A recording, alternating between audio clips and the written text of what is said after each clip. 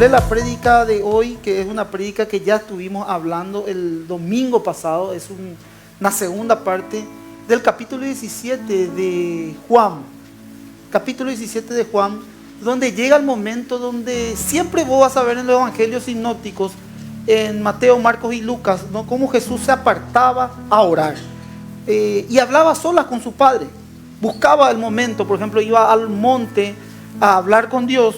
Y en varios aspectos cita las escrituras. Por ejemplo, no hace falta que lo busquen, yo solamente voy a apoyarlo en lo que estoy diciendo. Por ejemplo, en Mateo capítulo 14 al 23 dice: despedía a la multitud, subió al monte a orar aparte, y cuando llegó la noche estaba allí solo. También Lucas 5:16 dice: mas se apartaba a los lugares desiertos y oraba. Se apartaba constantemente el maestro a orar. Ahora, en este capítulo 17, lo que literalmente ocurre es que Jesús revela la comunión y detalles precisos de la intercesión del Hijo con el Padre. Desde aquí inicia bíblicamente lo que ustedes conocen como cristianos, la oración intercesora. Cuando vos hablas de la intercesión, aquí, desde este capítulo, bíblicamente inicia la oración intercesora.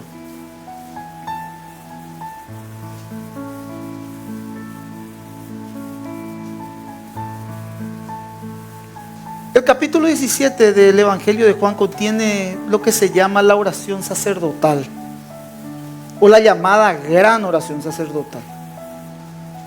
Este capítulo divide en tres aspectos. La semana pasada desarrollamos uno de esos aspectos, la oración de Jesús por Él mismo, unido al Padre. La gloria que buscaba el Hijo era para el Padre. Entonces, estábamos hablando de esa gloria justamente la semana pasada. También hablamos y citamos un versículo bíblico para contextualizarla a ustedes. Si hay gente que por ahí no pudo escuchar la prédica, entonces voy a citar. En 1 Corintios capítulo 3, versículo 6 al 7 dice: yo planté, Apolo regó, pero el crecimiento lo ha dado Dios. Así que ni el que planta es algo, ni el que riega, sino Dios quien da el crecimiento. Solamente Dios es el único, el Señor es el único que puede dar fe a aquellos que están muertos espiritualmente. No hay ningún mérito en ningún hombre que pueda hacer esa obra. Si el hombre es utilizado por Dios, es la presencia misma de Dios la que usa la vida de ese hombre, predicando la palabra de Dios para que pueda esa persona poder conocer a Dios. Por eso dice: yo planté, dice, Apolo regó, pero el crecimiento lo ha dado Dios. Podemos ser nosotros hombres utilizados por Dios para poder sembrar en aquella persona que no le conoce a Cristo, pero al fin y al cabo el que da el crecimiento es Dios, no nosotros. No hay mérito alguno en el hombre. También es importante mencionar que cuando Dios te da el crecimiento, se siembra la palabra, y esa palabra se debe regar, y al regar se entiende por orar, porque esa semilla que fue sembrada en el corazón al orar y al escuchar el Evangelio empieza a producir un efecto de crecimiento, y la semilla crece y produce fruto, y no solamente un fruto cualquiera, sino un buen fruto. De eso hablamos un poquitito para introducirnos en el mensaje de esta mañana. Habríamos estudiado versículo por versículo el capítulo 17 de Juan, donde él oraba por sus discípulos. Ahora, en estos 5 versículos, Jesús vio mucho más allá de la cruz.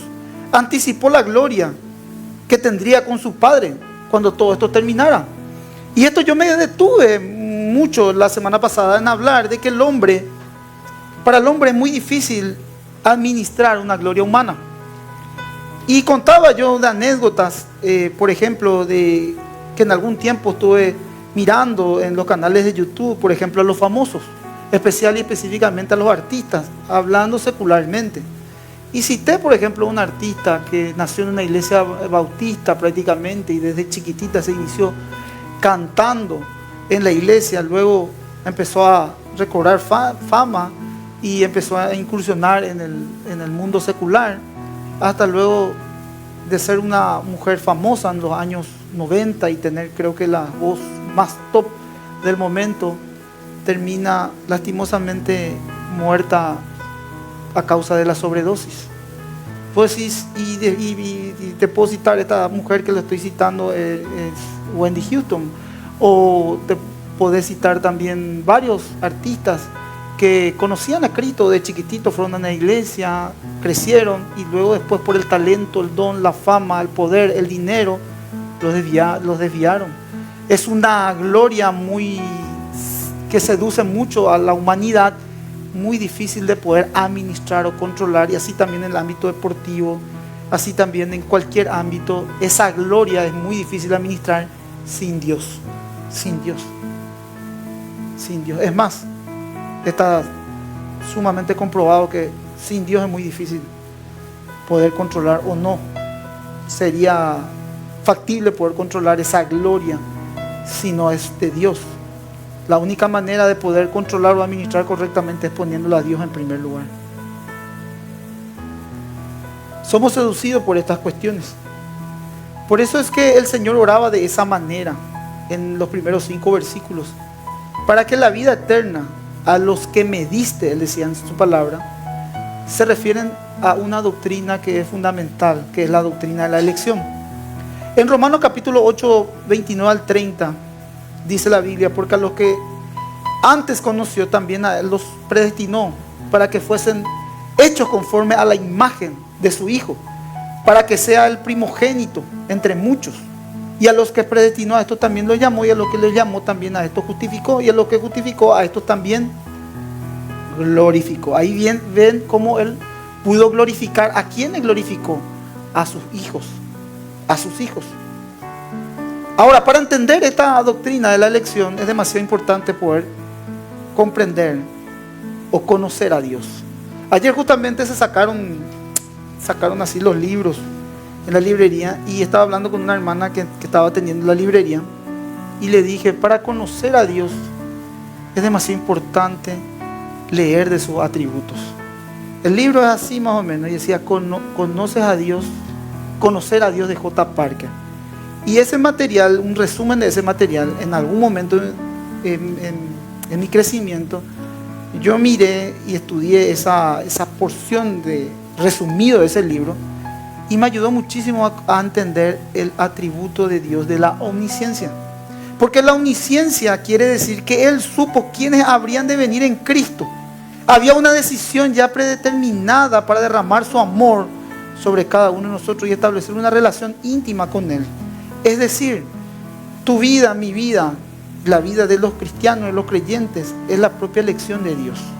Dios, en su gracia soberana, presten atención, elige, llama, justifica y glorifica. Ahora, yo esto también me detuve a explicar la semana pasada, porque elige y llama, pero al llamar, repito, se siembra la semilla en el corazón del creyente y pone su espíritu. Eso hay que regar, eso hay que también regar con la oración y también con la palabra de Dios. Y esa semilla producida en el corazón del creyente es el Espíritu Santo quien mora en el creyente. Y nosotros somos responsables de nuestro proceso en la santificación. En la salvación no hay ningún mérito humano, pero en la santificación, ahí debemos de aplicar la obediencia. Y para ser obedientes a la palabra de Dios, ahí entra a tallar tu responsabilidad y mi responsabilidad en obedecer la Biblia. ¿Se entiende, hermanos?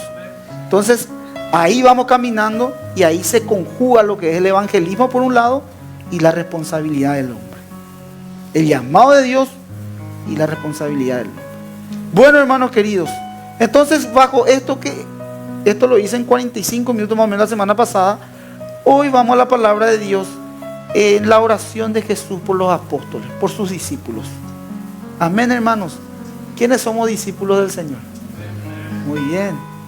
Entonces van a comprender que estas palabras que mencionaba Jesús en la oración por sus discípulos, y el tercero es la oración por la iglesia ya profética, porque ahí todavía no estaba la iglesia.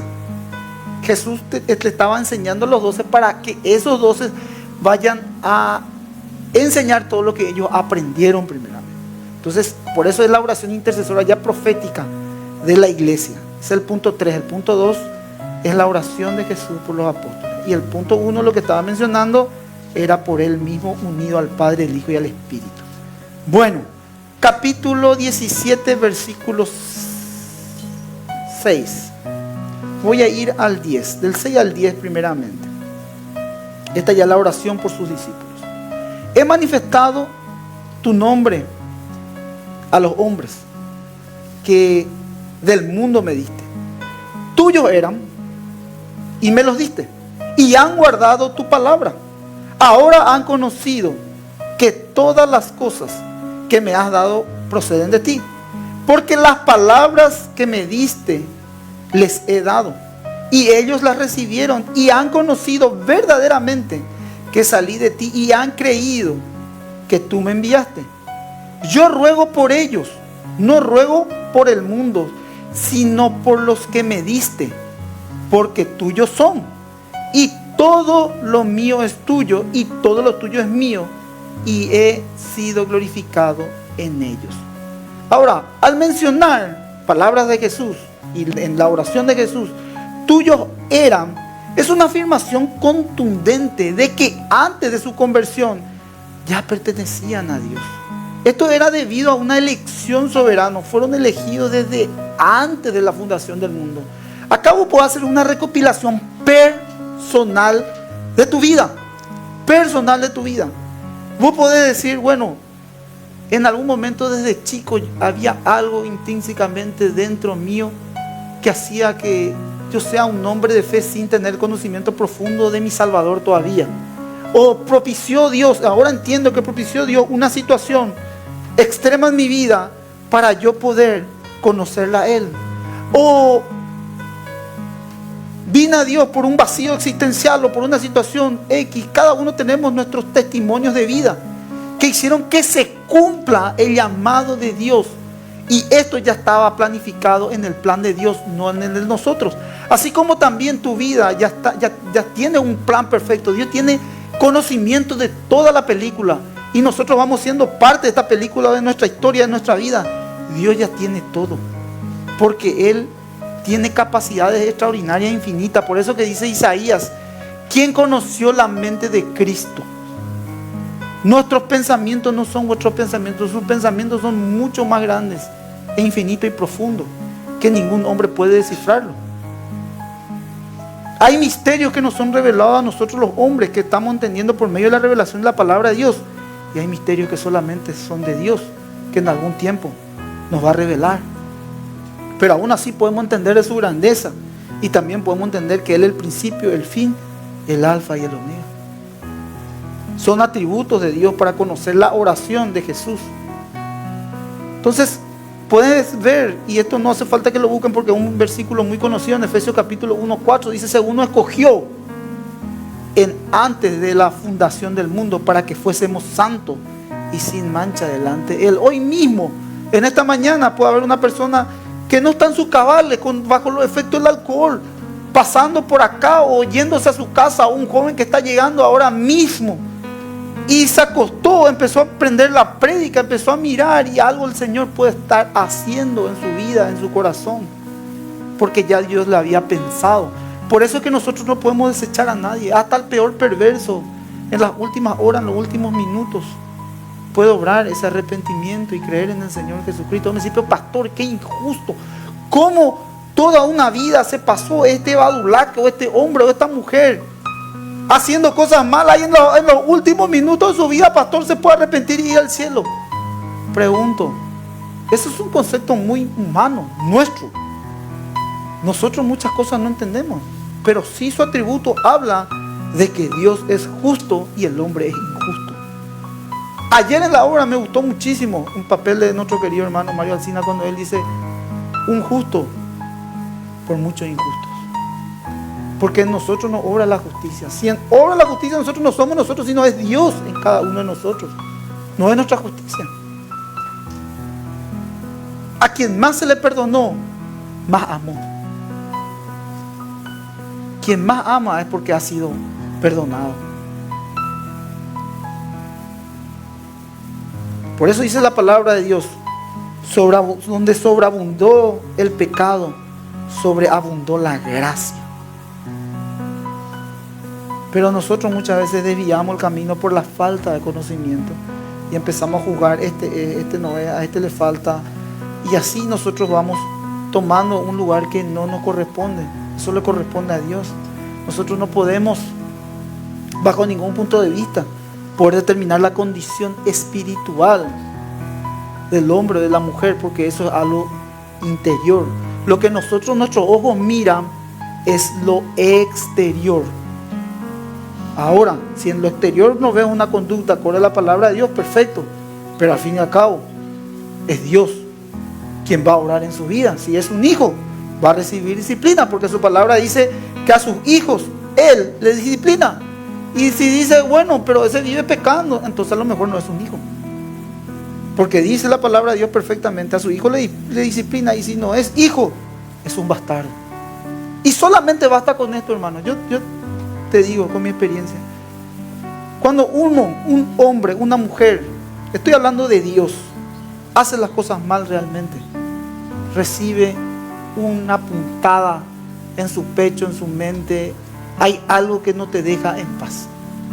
Es así, hermano querido, porque cuando tenés el Espíritu Santo ya te das cuenta que hiciste mal, y vos mismo te das cuenta que estás haciendo mal y no podés vivir haciendo mal la cosa, y el Señor está poniendo en vos un juicio en tu vida para que vos puedas enderezar. Y ahí, cuando te visita de esa manera, créeme que te visita en amor. En amor te visita, porque te está diciendo, estás desviando el camino, estás tomando malos hábitos, tenés que volver a disciplinarte, tenés que volver a tu primer amor, tenés que volver a la escritura, tenés que volver a la oración, tenés que volver a afirmarte, tenés que volver a donde estabas antes, a tu primer amor. Y te habla el Señor, y te habla con tanto amor, mi querido hermano, porque ni no te expone. Cuando ves cosas que no tenés que ver, cuando haces cosas que no tenés que hacer, cuando escuchas cosas que no tenés que escuchar, cuando hablas de más, no te expone. Te dice, hiciste mal. Entonces, ¿a dónde vas vos? A ese lugar secreto, a orar con Dios, a recibir su perdón, y decís, cierto, me tengo que afirmar. Muchísimas de las consejerías con gente cristiana, seria, así de esto, no perfecta, hermano, hermana, que se acercan y hablan conmigo y me dicen, yo no le digo nada, me siento y le escucho. Dice, yo entiendo, a mí me habla el Señor, me habla el Espíritu, dice, y me tengo que apartar de esto. Bueno, fuerza, oremos. Él mismo se aconsejó a él mismo, o ella misma se aconsejó a ella misma, y yo estoy para apoyarle. Pero al fin y al cabo, ¿a quién lo atribuyo? A Dios, a su Espíritu, a su presencia, porque es un hijo, es una hija de Dios. Ahora, hay otras personas que están en el crecimiento y de repente me dicen, ¿qué tengo que hacer? Abandonar, dejar tu mala amistad, volvete a Dios, buscar buenas amistades, juntarte con gente buena, con gente que te edifica. Entonces ahí le va guiando. Pero hay gente que fluye, porque ya sabe lo que tiene que hacer, porque tiene el Espíritu Santo. Fíjense Jesús orando por sus discípulos, y con una parábola vamos a tener la comprensión de sus oraciones. Fíjate la figura de Jesús como pastor, como maestro. Andate a Juan capítulo 10. Mucha riqueza tiene este evangelio, hermano. Sí, hay algo que me enamoró la Biblia de este evangelio.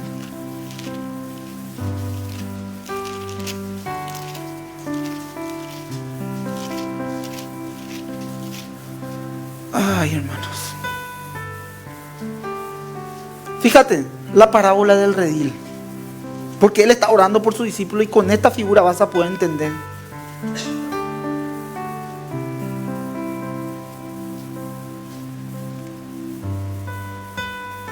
Voy a leer el 10:5. Tenemos toda la Biblia. Amén, gloria a Dios. Mas al extraño no seguirán, sino oirán de él, porque no conocen la voz de los extraños. Aquí en la parábola del redil tiene que ver esto con la enseñanza, la protección, la cobertura, con todo lo que un pastor que acá se está refiriendo al pastor de los pastores, al príncipe de los pastores, a Jesús, como referencia de cómo cubre, de cómo protege. Y acá también no solamente la cobertura, la protección de los daños, diríamos, físicos, materiales, etcétera, sino específicamente de las enseñanzas. Porque ese es el contexto y también la interpretación correcta de este texto, del capítulo 10. Entonces, Dios condenó a los falsos pastores de Israel. Los evangelios mismos abundan en lenguaje figurado acerca de las ovejas y pastores.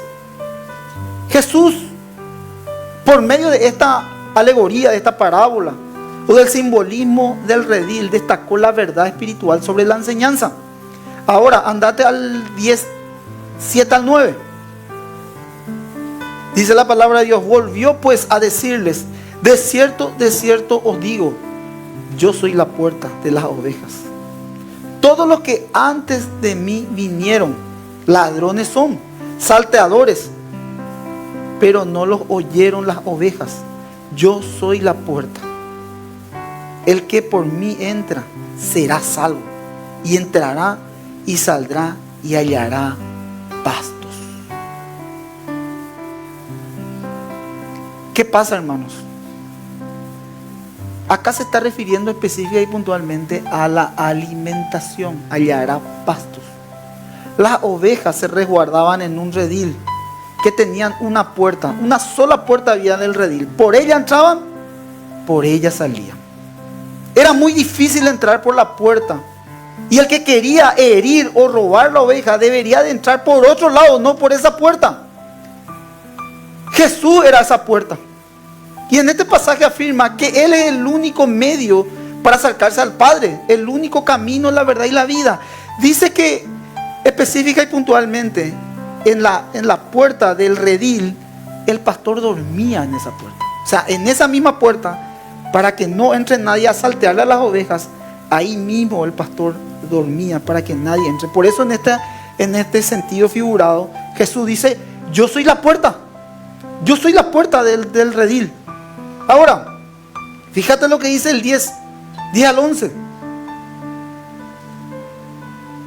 El ladrón no viene sino para hurtar, matar y destruir. Yo he venido para que tengan vida y para que tengan en abundancia. Yo soy el buen pastor. El buen pastor su vida da por las ovejas. Acá hay un punto, hermanos y familia, demasiado importante. Porque acá se está refiriendo Juan, palabras de Jesús, en la alimentación. Y cuando una oveja no es alimentada por su pastor, está en peligro de caer. Ese es el mayor peligro. Me decís, en algún momento voy a bosquejar, no sé si en esta Semana Santa me voy a tomar un tiempo para específicamente bosquejar los peligros justamente de poder, los peligros cuando uno empieza a tener propias ideas, el peligro que corre una oveja cuando empieza a tener las propias ideas de poder salir del redil. Porque esta es una de las características de una oveja que se descarría del redil, cuando ya no es alimentada por su pastor. Y específicamente acá está hablando, si vos mirás después, pues esto es largo y profundo. Si vos mirás, aquella persona, aquel hombre que no se estaba alimentando de su pastor, era el hijo de perdición. Después puedes mirar abajo, se está refiriendo a Judas. Pues sí, ¿y por qué, pastor? Porque esto es sutil. Cuando habla el 10:10, el ladrón no viene sino para hurtar, matar y destruir, está hablando de una falsa enseñanza. ¿Cómo se genera la falsa enseñanza? ¿Cómo se genera el sectarismo? ¿Cómo se genera el relativismo? ¿Cómo se generan las propias opiniones? Quitando la verdad bíblica. ¿Cómo se genera? A ver, ¿cómo se genera? ¿Cómo se genera? Por medio de ideas. Las ideologías humanitarias, humanas, están infiltradas en la iglesia. Y la iglesia hoy en día, y esto me toca a mí tener que hablar, porque soy un pastor y tengo que hablar. Y si ustedes son ovejas de este rebaño, con más razón. Hoy en día estamos envueltos en medio de las opiniones. Hoy estamos en un mundo donde todo el mundo opina todo. Y vos mirás secularmente, todo el mundo opina, todo el mundo cuestiona. Esa misma actitud está infiltrada en la iglesia. Esa misma actitud. Esa misma actitud. Y no hay problema porque tenemos libertad de expresión, o sea, hay que expresar. Pero cuando quitas a la Biblia, el primer manual instructivo que tenemos los creyentes, y pones tu idea, ahí fuiste. Ese es el mayor problema del cristiano. Que sutilmente se puede desviar. Cuando la oveja no es alimentada por sus pastores, está en peligro de caer en el engaño, de las falsas ideas, con conjeturas, especulaciones, mezclando el humanismo en la iglesia, quitando de un lado la palabra de Dios y poniendo su propia opinión. Este es el peligro.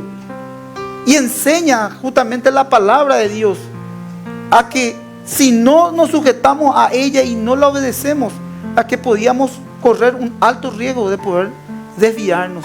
Y estas personas o gente son utilizadas para que con conmiseración, utilizando tipos de estrategias emocionales, sensacionales, crear unas alianzas peligrosas que desvían la enseñanza y tuercen totalmente las escrituras, creyendo tener la verdad. Y créanme, mis queridos, que no son humildes en reconocer que están completamente equivocados. Si yo ante una situación le pregunto a Jesús, Jesús, dame tu verdad, él va a tener una verdad. Y le pregunto a José otra verdad. Y le pregunto a Renato, va a tener su verdad. Y le pregunto a Julián, va a tener su verdad. Y le pregunto a Diego, va a tener su verdad. Cada uno tenemos nuestra verdad. Yo puedo ver palpablemente en una consejería, vos le escuchás a ella, pastor, no me escuchás a mí. Bueno, ahora me escuchás a mí, después le escuchás a ella. Cada uno tiene su verdad. Estamos en un mundo de relativismo total. Y está bien, yo no digo nada. Ahora, ¿cuál es el punto acá? El punto acá es que si nosotros somos humildes y reconocemos y ponemos como la autoridad máxima la Biblia sobre cualquier punto o situación que tengamos, vamos a ir a la verdad. Y vamos a estar en común unidad. Vamos a estar en comunidad. Y vas a poder darte cuenta de que la verdad de Jesús probablemente tiene que ver con una emoción. Y te vas a dar cuenta que la verdad de Dios puede ser también por una idea. Y te vas a dar cuenta también que la verdad de Renato fue por a lo mejor influencia grupal.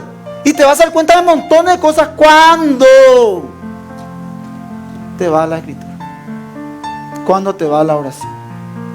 Cuando sos humilde. Cuando reconoces. Y ahí te das cuenta de esas falsas ideas. Los falsos maestros no es que Satanás le apareció así, mi querido hermano, con 2 cuernos. Y le digo, oh, yo soy Satanás. No fue así, hermanos. Se infiltran sutilmente. La carta a Timoteo, Pablo le enseña a Timoteo justamente. Por eso es que tenemos que nosotros, ya como hermanos, a los maduros se refiere el apóstol Pablo, a filtrar esas cuestiones. A filtrar y a enseñar, a poner delante de Dios verdaderamente las escrituras. Las escrituras.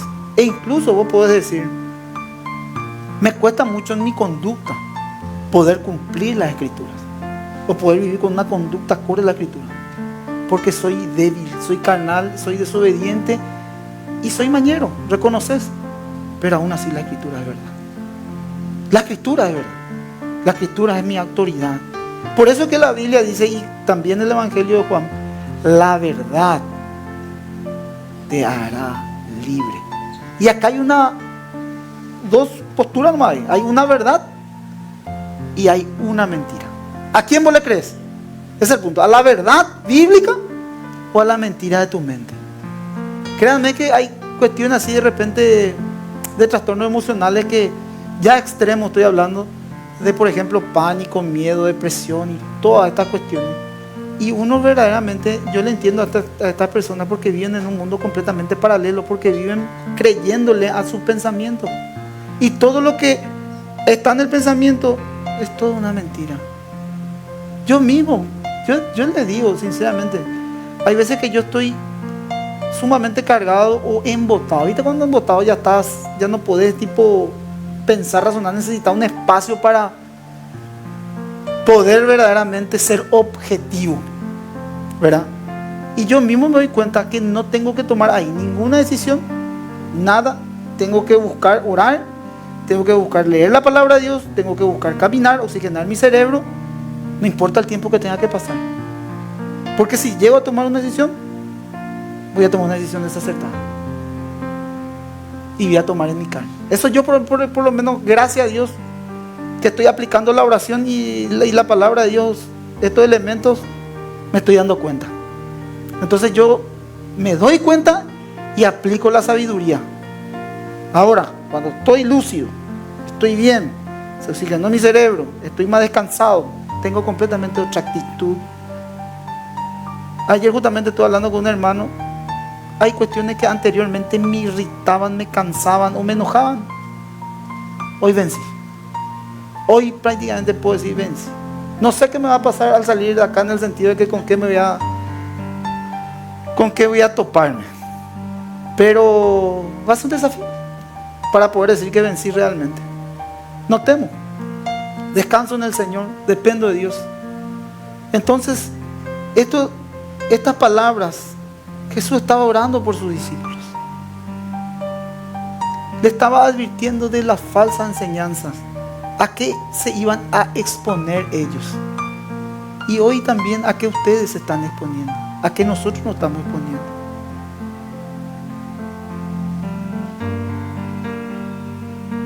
¿Por qué decía mi querido hermano que cuando ya tu pastor no te está alimentando, corres peligro? Porque en Mateo no hace falta que lo busquen, conocido versículo, ustedes van a saber porque estamos hilando el texto. En el 9:36 al 38 dice en el 36: y al ver la multitud tuvo compasión de ellas. ¿Quién tuvo compasión? Jesús. Porque estaban desamparadas, dispersas, como ovejas que no tienen un pastor. Y hay mucha gente que impulsivamente, mi querido hermano, toma decisión, sale del redil, se va nomás. Y le ves completamente por un lado, por otro lado, tratando de buscar un norte y no puede encontrar porque está dispersa. Ahora, pregunto acá, en este texto, ¿el pastor le hizo algo? Les cuida, se pone en la puerta, él es la puerta, Jesús es la puerta, le protege, ora por ellos. Pregunto, ¿le hizo algo? ¿Le dañó? ¿Le hizo algo? Pero anda descarriado por acá, por allá. ¿Por qué, gente? ¿Por qué? Tomen conciencia por la idea. Nada. Y esta es una ilustración de la relación entre el maestro y el discípulo. Esto trata específica y puntualmente del carácter, del liderazgo espiritual. Siempre se ejerce mediante una cobertura, mediante un ejemplo, el llamado a la imitación. Por eso es que yo no puedo decir, yo voy a ser el pastor de Jesús, voy a ser el pastor de Marita, voy a ser el Pacholí o de Mateo. No, yo no puedo decir. Ahora, ¿qué pasa? Pacholí puede mirar algo en mí, o Mateo, o Jesús, o Marita, y ellos pueden decir, voy a escucharle más, voy a hablar, voy a ver cómo está con su esposa, voy a ver qué hace, qué no hace. Veo que es bastante torpe nuestro pastor, pero le veo que es un hombre que por lo menos predica la palabra, enseña bien. En su conducta le falta mucho. Y todavía no es un santo, pero como estoy entendiendo la palabra de Dios y está en el proceso, yo creo que él puede ser nuestro pastor Mateo. Entonces, yo no le impuse a Pacho ni a Mateo que yo sea su pastor. Ellos me vieron a mí como su pastor. ¿Y qué hace el pastor? Le cubre, le protege, está con ellos, ora, le acompaña. Así se manifiesta esto. No es que vos o yo somos dueños de las almas. Ni vos ni yo somos dueños de las almas. Acá se está refiriendo al príncipe de los pastores. Al príncipe de los pastores. El maestro no escoge a su discípulo. El discípulo escoge al maestro.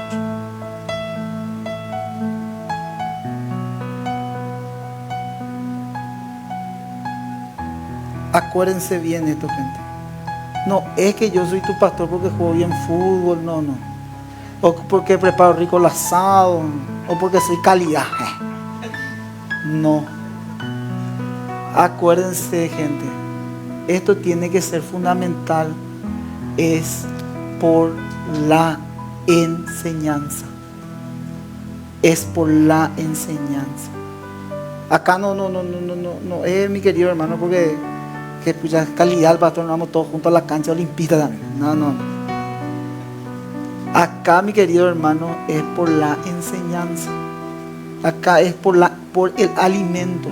Cuando no te alimentas, ese es el peligro que se corre. Si vos decís, yo recibo el alimento, me estoy alimentando, sinceramente, estoy conociendo la palabra. Y la palabra de Dios está haciendo un fruto en mi vida.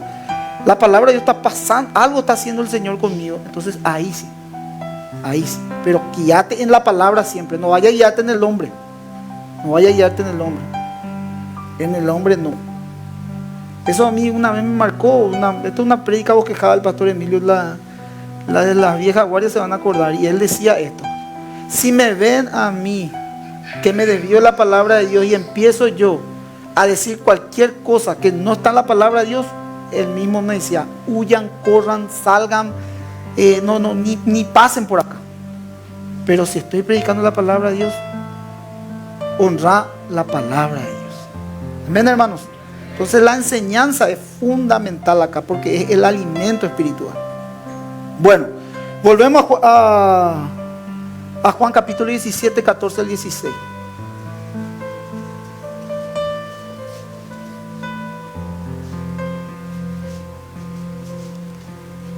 Yo le he dado tu palabra. ¿Vieron cómo es la oración de Jesús aplicada en este texto alegórico de la parábola del rey? Yo le he dado tu palabra y el mundo los aborreció, porque no son del mundo, como tampoco yo soy del mundo. No te ruego que los quites del mundo, sino que los guardes del mal. No son del mundo, como tampoco yo soy del mundo. Y esta es mi oración, mi querido hermano, por la iglesia, porque cada uno de nosotros trabajamos en un lugar secular, o sí, también en un ambiente cristiano, pero estamos en el mundo. Tenemos cada uno de nosotros nuestras luchas. Específicamente un creyente lucha contra 3 cuestiones, que son primeramente el sistema, el mundo. Después también luchamos contra nosotros mismos y contra Satanás. Acá Jesús ora por sus discípulos, porque ellos deberían de enfrentar la tentación y el aborrecimiento del mundo ya sin su presencia, porque Él estaría con sus discípulos por un cierto tiempo, después ascendería a los cielos, vendría su Espíritu, la presencia de Dios. Él mismo, esa promesa le dijo, estaría con nosotros hasta el fin de los tiempos, pero tendría que depender del Espíritu.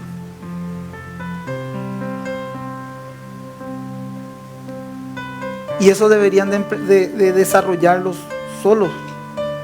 Oró con la seguridad eterna de los creyentes. Pidió, así como la Trinidad experimenta una unidad eterna con los creyentes, también así los creyentes tengan esa misma experiencia. Y vos me decís, no podemos, pastor. Siempre el apóstol Pablo oró por la unidad de la iglesia. Jesús acá está orando por la unidad de la iglesia. Así como la Trinidad pone el ejemplo, así como Dios es uno, así en el Padre, en el Hijo y en el Espíritu, son uno, 3 en 1. Así oró por la unidad de la iglesia. Y vos decís, y la incapacidad que tiene la iglesia, y vos decís, ¿por qué, pastor? Porque no estamos todos en el mismo espíritu, no estamos todos sujetos a la palabra de Dios. Si todos aplicamos y estamos sujetos a la palabra de Dios, a una común unidad.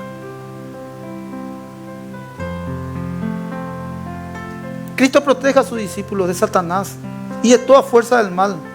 Con su sacrificio en la cruz derrotó a Satanás, y con la resurrección venció a la muerte y nos dio una nueva vida. Y aún así, el propósito de Satanás es destruir al creyente, destruir la iglesia. Así también lo intentó hacer con Pedro y con Job. Dios es un protector invencible de nosotros los creyentes. Ahora quiero ir pasando a la parte 3, la culminación del sermón. La oración de Jesús por todos los creyentes que formarían la iglesia. Imagínate, 2024 años atrás fue esta oración. Hoy es el cumplimiento. O ya fue el cumplimiento en Pentecostés, en el inicio de la iglesia. Ella tenía pensado esto. Pero fíjate cómo inicia, 17 al 19.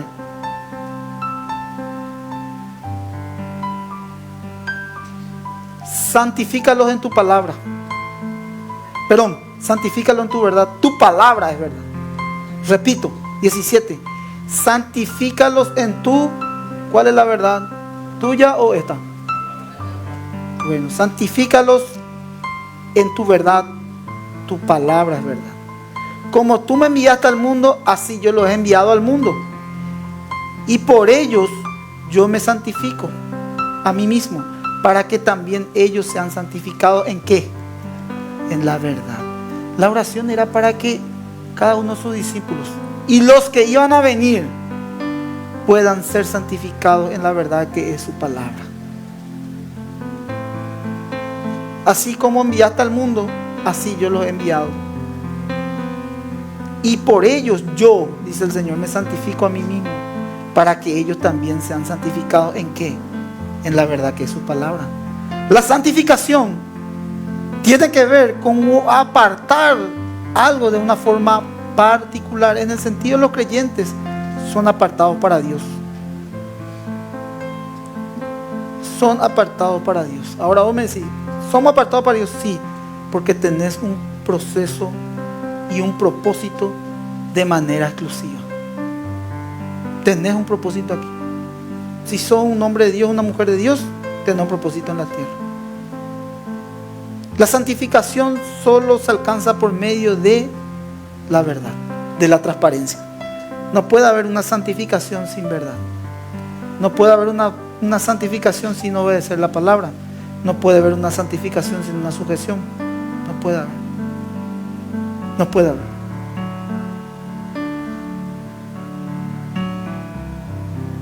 La revelación dada por el Hijo acerca de todo lo que el Padre me ha dado a comunicar está ahora contenida en la Biblia.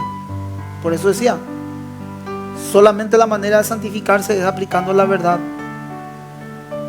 siendo transparentes y obedeciendo las Escrituras. Acá lo que Jesús está haciendo es exaltar su palabra, enseñar a sus discípulos a poner en primer lugar su palabra. Por eso es que dice, y esto es completamente entendible y razonable, dice que todos sean uno, porque era la base de la unidad que se centraría en la revelación del Padre a través de los primeros discípulos y a través de su Hijo. Los creyentes permanecen unidos por la verdad que les fue recibida por la palabra de Dios. La gloria que me diste se refiere a la esencia de Dios a través de la presencia del Espíritu Santo que mora en el interior. Fíjate en 1 de Pedro, en el capítulo 5. Mucha Biblia. 1 de Pedro, capítulo 5, 1 al 3.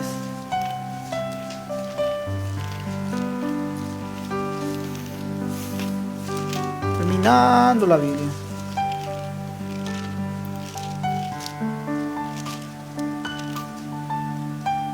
Acá estaba orando ya el Señor por la iglesia, por aquellos que iban a apacentar la grey de Dios.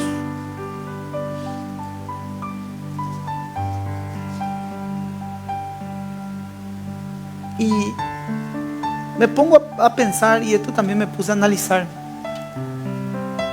Imagínate el líder de la iglesia cristiana. Uno de sus líderes, Pedro. Él mismo escribe apacentar la grey del Señor, porque él experimentó primeramente ser oveja de Jesús.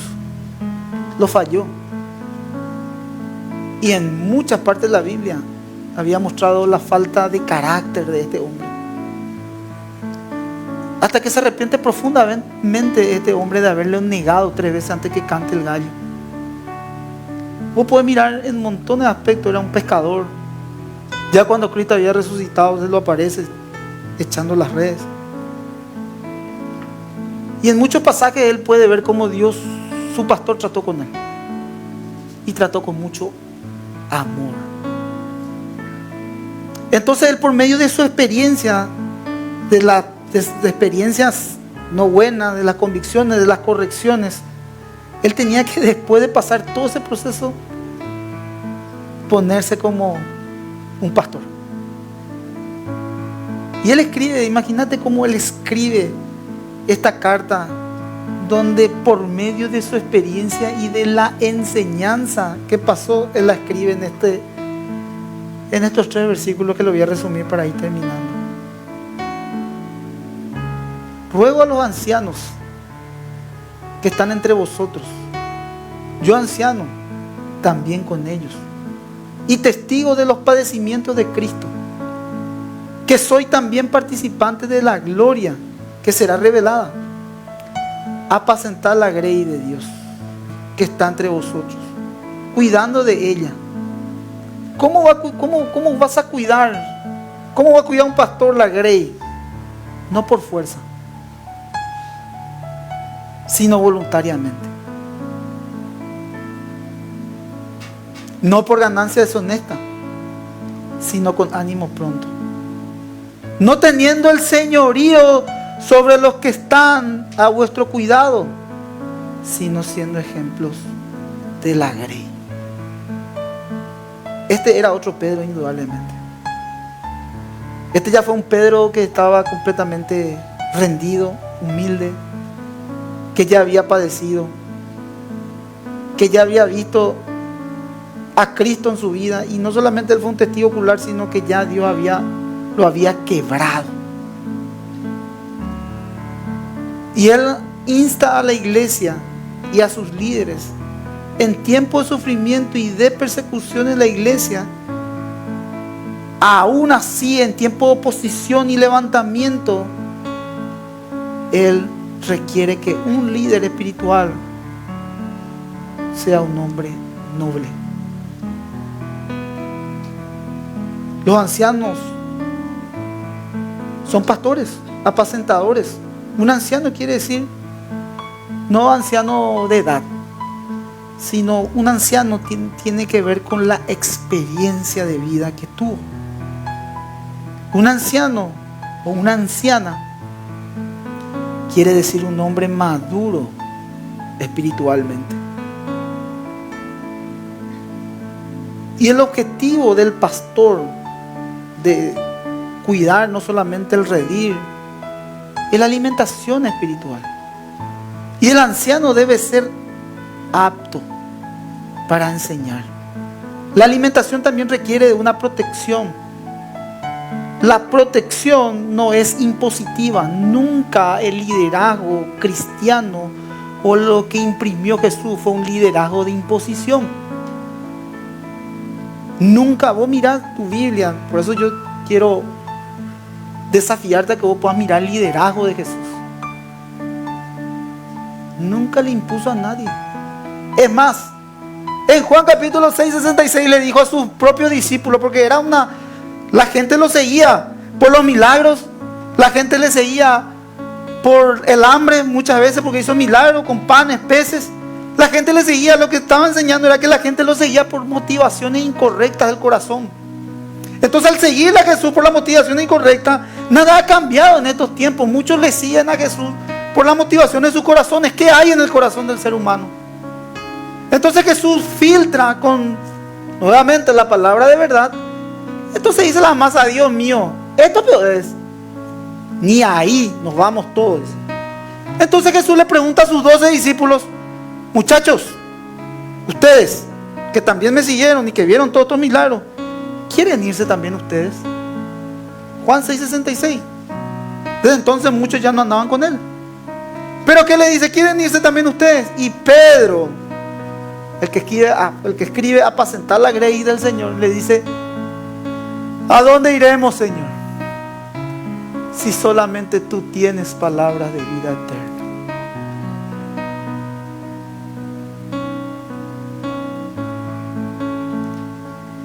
Si vos me preguntás a mí qué fue de lo que me atrapó en el cristianismo, fue el mensaje menos manipulador de Jesús.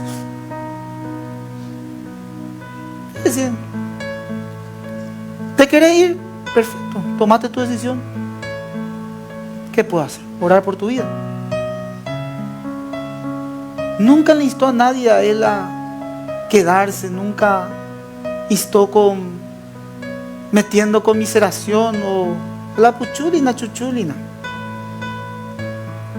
Siempre con firmeza, siempre con respeto, con verdad, no imponiendo nada a nadie. Hoy en día la gente, hay mucha gente, y esto no me refiero acá de los hermanos ni nada que tenga que ver con la iglesia, pero hay muchos que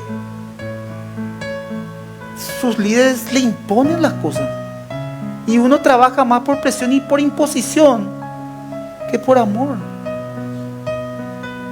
El amor es aquello que te compromete. Cuando vos amás a algo, o la amás a alguien, eso te va a comprometer.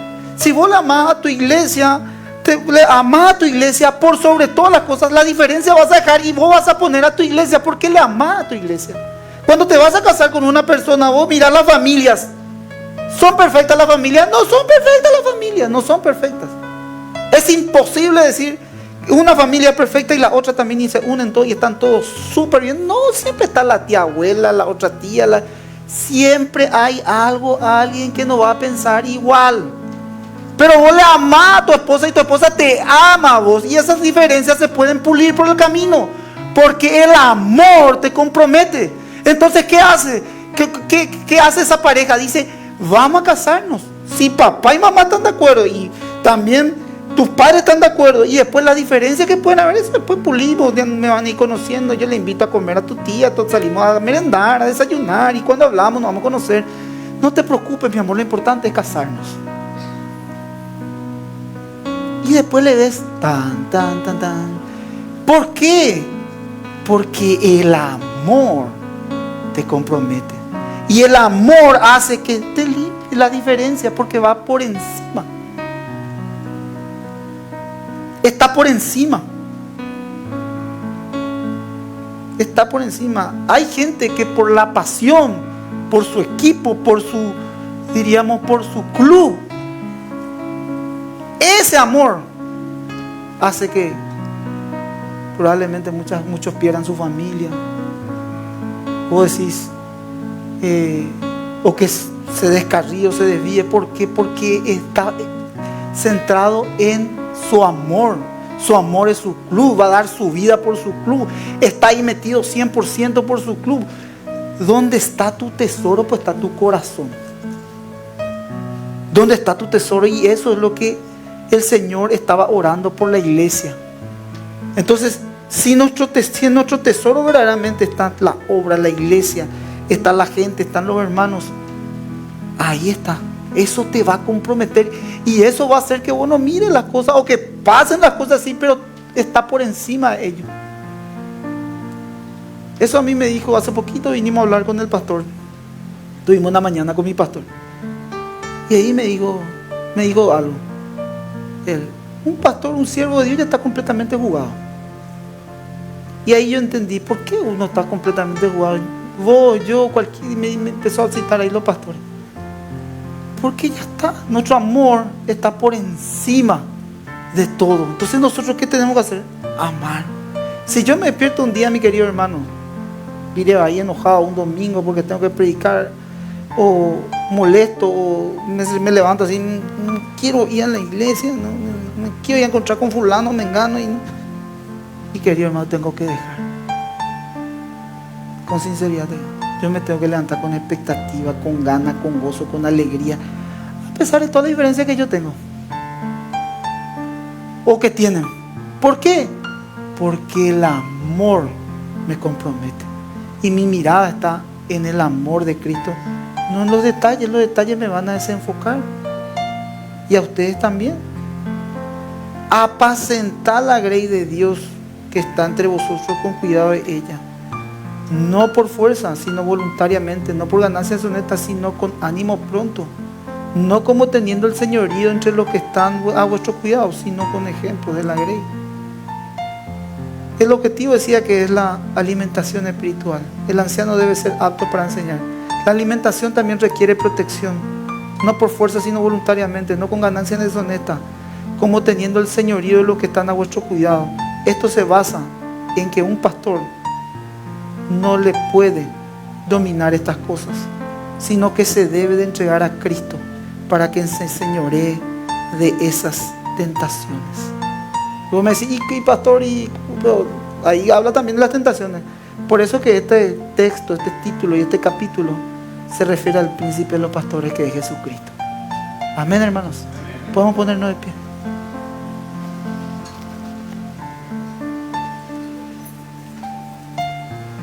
Yo aprendí muchísimo, mis queridos hermanos, con esta prédica de la oración de Jesús por sus discípulos. Y quiero cerrar este tiempo orando, hermanos. Si hay algo que debemos de hablar con Dios y agradecerle sinceramente, porque yo me di cuenta que en todo mi proceso también el Señor me ha guardado, me ha protegido, me ha cuidado. Y esa protección también se dio porque, a pesar de mi diferencia, errores, siempre busco aplicar la palabra de Dios, de mis defectos, como se dice. Y eso, a pesar de mi estado de ánimo, a pesar de que las cosas muchas veces no salen como nosotros queremos, a pesar de que las cosas no se hacen como nosotros queremos, está en control de Dios, no en control tuyo. Todo está en control de Dios. No somos absolutamente nadie. Si hay algo que yo quiero guiarte en la oración, es pedirte que el Señor ponga en tu corazón nobleza. Tener un corazón noble. Eso necesitamos. Eso necesitamos. Yo quiero guiarte, porque las motivaciones de nuestros corazones muchas veces son incorrectas. Y por medio de esta palabra podemos entender de que Jesús está a la puerta y está guardando y está cuidando de este redil. Sos su oveja. Oí la voz de tu pastor, su palabra, y la seguís y la obedeces. A pesar que muchas veces saltamos como cabritos, a pesar que muchas veces reinchillamos, a pesar que muchas veces no queremos aceptar, justificamos. Ahí vos sabés, hermano y hermana. Yo no sé. Vos sabes. Y Dios en su omnisciencia mira tu mente y tu corazón. Y Él te ministra. Lo que sí te puedo decir es que Él te quiere poner en otro nivel, llevarte a otro nivel. Porque Él es el que da el crecimiento.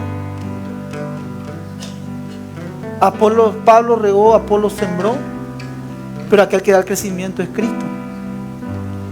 Y si no depones delante de Dios tus ideas, tu corazón, las motivaciones, ¿cómo podemos crecer? Porque ya no hay alimento. Por eso que es demasiado importante ser alimentados por la palabra de Dios. Y para poder ser alimentado hoy en esta mañana, le pido al Espíritu Santo que me ministre y nos ministre con nobleza. Un espíritu noble. Ven. Aleluya.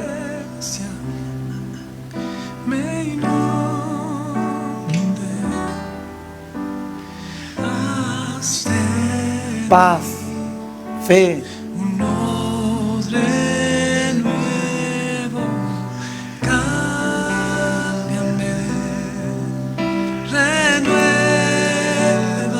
Aleluya.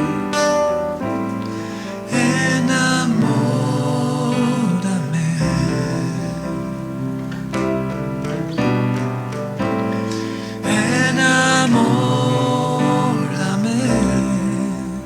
de ti, Señor.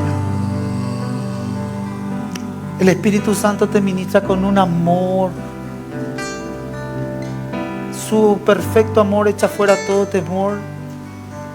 Y ese amor cubre multitud de pecados. Es cuestión de que vos hables. Hay una brecha abierta de gracia donde el Espíritu se derrama. En el nombre de Jesús, sobre tu vida. Habla con Él. ¿Cuál es la motivación? ¿Cuál es la motivación de mi corazón, Señor? Desarraiga, Señor, todo lo que no proviene de ti. Eso es nobleza. Pon, Señor, esa nobleza en mi vida. Pon sinceridad, transparencia. Pon, Señor, verdad. Tu palabra es verdad. Ayúdame a aplicarla, a obedecerla. Ayúdame a sujetarme. No quiero. En el redil rechillo, salto, a punto de saltar del redil, no por la puerta, sino por atrás. Pero por medio de ese espíritu de nobleza, empiezo a ser una oveja mansa. La palabra de Dios dice en el Salmo 23 que Él es nuestro pastor y que nada nos faltará. Que el lugar delicado de pastos nos hará descansar. Junto a agua de reposo nos pastoreará. Ese es el lugar donde estás ahora, en el verde pastos, en un descanso y una llenura de su espíritu. Él te está alimentando, te está cuidando. Él es el buen pastor. Él cuida las ovejas. El Señor es nuestro pastor. Aleluya. Habla con Dios. Quiero entregarte mi sueño, tu voluntad hacen ellos, mi corazón te lo entrego, enamórame de ti. Quiero aprender a escucharte. Quiero saber qué es amarte. De tu verdad yo saciarme. Enamórame de ti, Señor.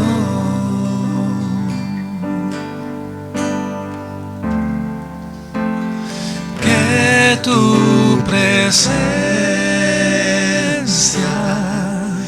me inunde, haz de mí uno de nuevo, cámbiame, renuévame,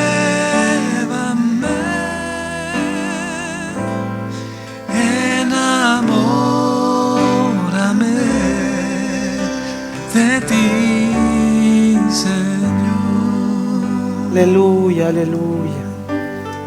Quiero orar para bendecir al pueblo. Vayan y disfruten de este hermoso domingo. La presencia del Señor le ha ministrado. Es su palabra la que hemos dado. Y te pido que esta palabra de verdad sea arraigada en nuestros corazones. Que valoremos y entendamos, Señor, que tú eres el príncipe de los pastores y que guardas nuestras vidas y cuidas. Que nada, absolutamente nada está fuera de tu control ni de tus manos. Estamos en tu perfecta voluntad, Señor. La entendemos y creemos, Señor. Deposita esa dosis de fe que necesitamos para continuar este camino, Señor. Aquellas personas que están pasando por situaciones difíciles, de confusión, dale claridad, luz, Señor, por medio de la verdad. La palabra de Dios dice: lámpara a mis pies tu palabra y lumbrera a mi caminar. Ilumina cada paso que nosotros damos. Señor, te entregamos casas, nuestras familias. Te entregamos a nuestros hijos, hijas. Te entregamos, Señor, nuestros trabajos. Te entregamos, Señor, todo lo que en esta semana va a ocurrir, en esta Semana Santa. Ayúdanos que sea una semana de reflexión, sea una semana de análisis, de estudio de la Biblia. Ayúdanos, Señor. Ayúdanos. Pon ese deseo, esa pasión de orarte, de gozarnos, Señor, con los que se gozan, de alegrarnos con los que se alegran, de estar triste con los que están tristes, de ser siempre ese brazo sosteniendo al hermano, a la hermana, al caído, con esa nobleza que tú nos ministras, Señor, con esa mansedumbre, porque así debemos de apaciguar y administrar la grace.